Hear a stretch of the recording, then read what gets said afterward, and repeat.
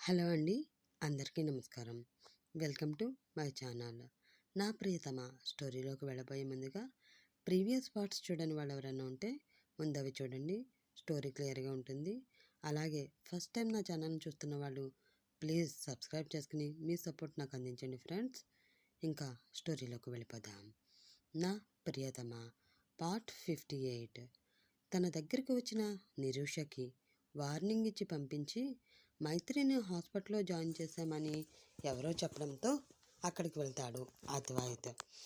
మోక్షిత్కి surgery జరుగుతుందని తెలియడంతో ఏడుస్తూ అక్కడే కూర్చుని ఉంటుంది సునీత. సాత్విక్తో కలిసి రెస్టారెంట్ చూడడానికి మనుని వెళ్ళమని చెప్తుంది శోభ. కంగారుగా వెళుతున్న ప్రవీణ్కి డాష్ ఇస్తాడు అజ్ఞాత వ్యక్తి. ఆ తర్వాత ఏం జరిగిందో చూద్దాం. తను చూసిన వ్యక్తి ఎవరా అని ఆలోచించుకుంటూ లోపలికి వచ్చిన ప్రవీణ్కి అక్కడే కూర్చుని ఉన్న అద్వైత్ కనిపించాడు. వీడేంటి ఇక్కడికి వచ్చాడు? ఇప్పుడు కానీ వీడు ప్రియని చూశాడు అంటే ఇంకా అంతే, ఎవ్వరేమి చెప్పినా వినడు. వెంటనే ప్రియని చిన్ని అనుకుని తనతో తీసుకువెళ్ళిపోతాడు. ఇప్పుడు వీడు ఆమెను చూడకుండా ఎలా అయినా ఆపాలి అని ఆలోచిస్తూ ఉన్న ప్రవీణ్ దృష్టి అద్వైత్ ముందు బెడ్పై ఉన్న మైత్రి మీద పడింది. వెంటనే అద్వైత్ దగ్గరికి వెళ్ళి, మైత్రికి ఏమైందిరా? ఎందుకు తనని హాస్పిటల్లో జాయిన్ చేశారు అని కంగారుగా అడిగాడు ప్రవీణ్. చెమటలతో తడిచిపోయి ఆయాసపడుతూ ఉన్న అతన్ని చూసి, రోడ్డు మీద కళ్ళు తిరిగి పడితే ఎవరో తీసుకువచ్చి ఇక్కడ జాయిన్ చేశారు. కానీ ముందు నువ్వెక్కడెందుకున్నావు అది చెప్పు అని కళ్ళు చిన్నవి చేసి అతన్ని చూస్తూ అన్నాడు అద్వైత్. అది చెప్పాను కదా, నాన్నకి హెల్త్ బాగాలేదని తనని అడ్మిట్ చేసింది ఇక్కడే అని మొహానికి పట్టిన చెమటను తుడుచుకుంటూ చెప్పాడు ప్రవీణ్. ఓ అవునా, ఇప్పుడు ఎలా ఉంది అంకుల్కి అడిగాడు అద్వైత్. ఫైన్, డిశ్చార్జ్ చేస్తానని అన్నారు చెప్పాడు ప్రవీణ్. సరే పద అంకుల్ని చూసి వద్దాం అని వెళుతూ ఉన్న అద్వైత్ని చూసి ఎక్కడ అతను ప్రియని చూసేస్తాడో అని కంగారు పడుతూ, అరే అద్వైత్ ఆగు అని గట్టిగా అరిచాడు ప్రవీణ్. అతని అరుపుకి ఆగి వెనక్కి చూసిన అద్వైత్ దగ్గరికి వచ్చి, ముందు నువ్వు ఇటు రారా అని అతని చెయ్యి పట్టుకుని వెనక్కి తీసుకువచ్చి మైత్రి బెడ్ పక్కనే ఉన్న చైర్లో కూర్చోబెట్టి, ఇక్కడ మైత్రి ఒక్కతనే వదిలేసి ఎలా వెళతాము? నాన్న దగ్గర అమ్మ ఉంది. ఇప్పుడు మనం అక్కడికి వెళ్ళవలసిన అవసరమైతే ఏమీ లేదు అని తడబడుతున్న మాటలతో అంటూనే ఒక కంట పక్కన ఉన్న ప్రియని గమనిస్తూ చెప్పాడు ప్రవీణ్. అతని మాటలు ప్రవర్తన చూసి అనుమానంగా, ఎందుకు అంత కంగారు పడుతున్నావు? ఇప్పుడు ఏమైందని అడిగాడు అద్వైత్. కంగారేమీ లేదే అని అంటూ పేషెంట్కి మధ్య ఉన్న కర్టెన్ లాంటి క్లాత్ కొంచెం పక్కకు జరగడంతో ఆ పక్క బెడ్పై ఉన్న ప్రియని చూశాడు ప్రవీణ్. ఆమెని అద్వైత్ ఎక్కడ చూస్తాడో అన్న టెన్షన్ అతనిలో మరింత ఎక్కువైపోయింది. ప్రవీణ్లో అది గమనించి, ఏంటి ప్రవీణ్, ఏమైంది నీకు? ఎందుకు అలా ఉన్నావు అని అడిగాడు అద్వైత్. మైత్రి వైపు తిరిగి కూర్చున్న అద్వైత్కి అతను వెనుక ఉన్న ప్రియ కనిపించడం లేదు. ఏమీ లేదురా, సడన్గా నాన్నకి హెల్త్ అప్సెట్ అవ్వడం, అదే టైంలో మైత్రి ఇలా అడ్మిట్ అవడంతో కొంచెం అనీజీగా అనిపిస్తూ ఉంది అంతే అని కవర్ చేసే ప్రయత్నం చేశాడు ప్రవీణ్. అప్పుడే అక్కడికి వచ్చిన రవి ప్రియ దగ్గర ఉన్న వారి వస్తువులన్నీ ఒక బ్యాగ్లో ప్యాక్ చేస్తూ ఉన్నాడు. అది చూసి, ఏంటి డిశ్చార్జ్ అయ్యి వెళ్ళిపోతున్నారా? వీళ్ళు వెళ్ళిపోతే చిన్ని ఎవరు నేనెలా తెలుసుకోవడం అని ఆలోచిస్తూ ఉన్నాడు ప్రవీణ్. అతను అలా ఆలోచిస్తూ ఉండగానే రవి అంతా ప్యాక్ చేసుకుని వీల్ చైర్ సహాయంతో ప్రియని అక్కడి నుంచి బయటికి తీసుకువెళుతూ ఉన్నాడు. అప్పుడే కొంచెంగా మెలకులోకి వస్తూ కళ్ళు తెరవడానికి ప్రయత్నం చేస్తున్న మైత్రికి అలా వీల్ చైర్లో బయటికి వెళుతున్న ప్రియ మసకగా కనిపిస్తూ ఉంది.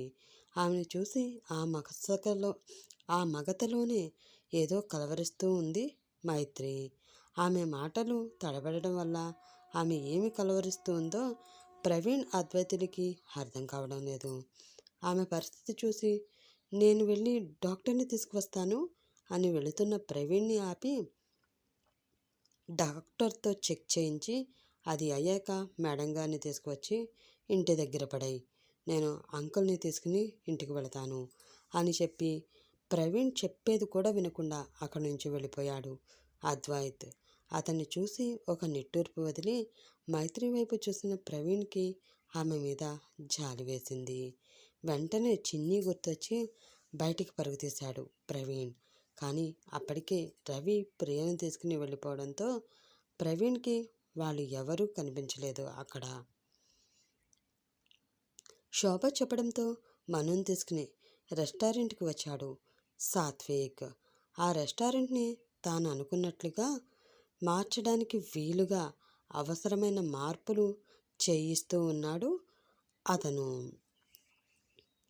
ఆ రెస్టారెంట్ బయట సకుటుంబ సపరివార సమేతం అని రాసి ఉన్న బోర్డుని చూసి నైస్ నేమ్ అని మనసులో అనుకుంది మను.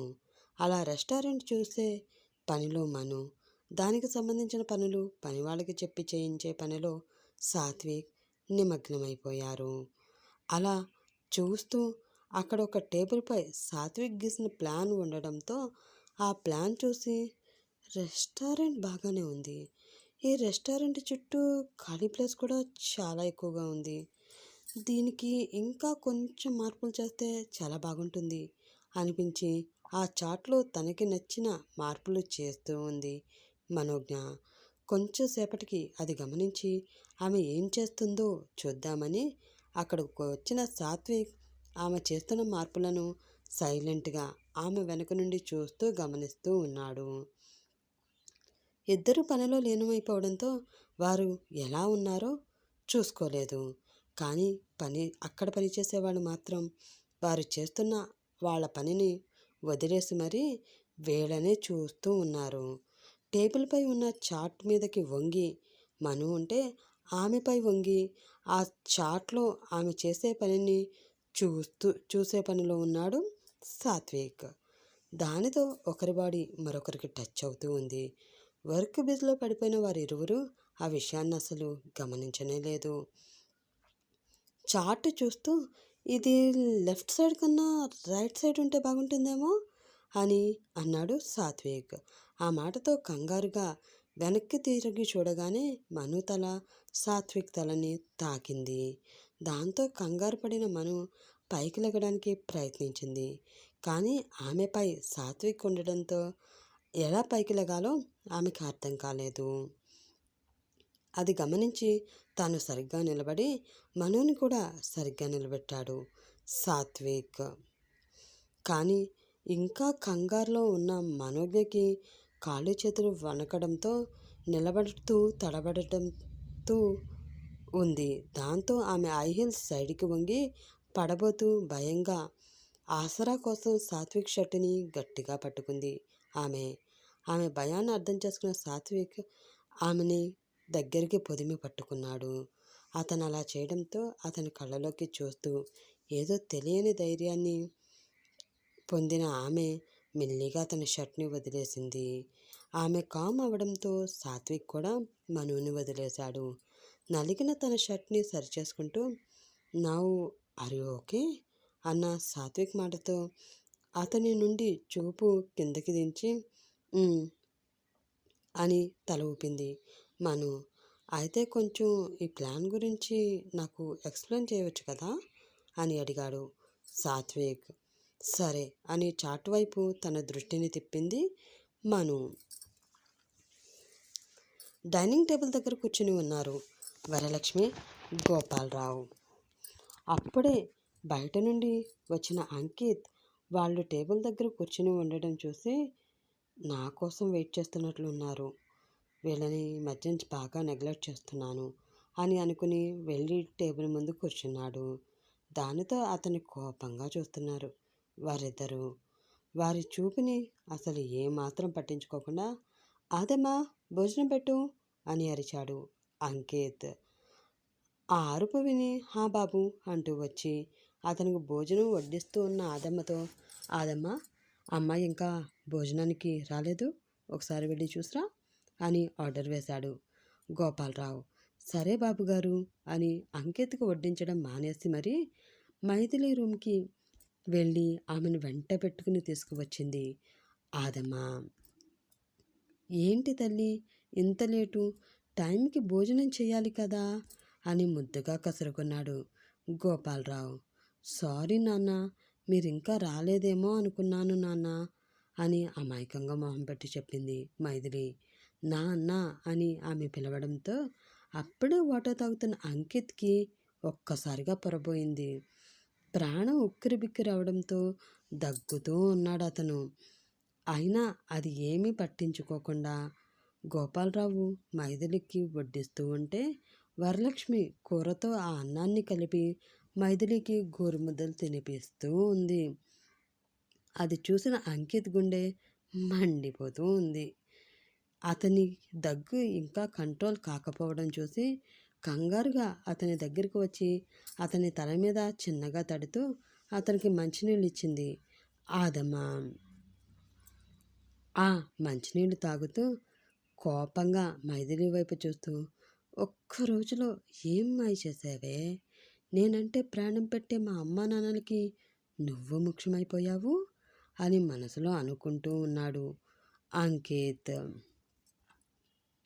ప్రియా, రవిలు ఎక్కడ ఉన్నారో ప్రవీణ్కి తెలుస్తుందా? మనోజ్ఞ గీసిన ప్లాన్ సాత్విక్కి నచ్చుతుందా? తన తల్లిదండ్రులకి దగ్గరవుతున్న మైథిలి పట్ల అంకిత్ ఎలా రియాక్ట్ అవుతాడు తెలుసుకోవాలంటే మరి నెక్స్ట్ పార్ట్ వరకు వెయిట్ చేయాలి కదా ఫ్రెండ్స్. మీరు వెయిట్ చేయడంతో పాటు ఈ ఎపిసోడ్ ఎలాగుందో కామెంట్ చేసి చెప్పి లైక్లు షేర్ల ద్వారా నా ఛానల్ని సపోర్ట్ అందిస్తారని ఆశిస్తూ బాయ్ ఫ్రెండ్స్. రేపు నెక్స్ట్ ఎపిసోడ్లో కలుసుకుందాం. బాయ్.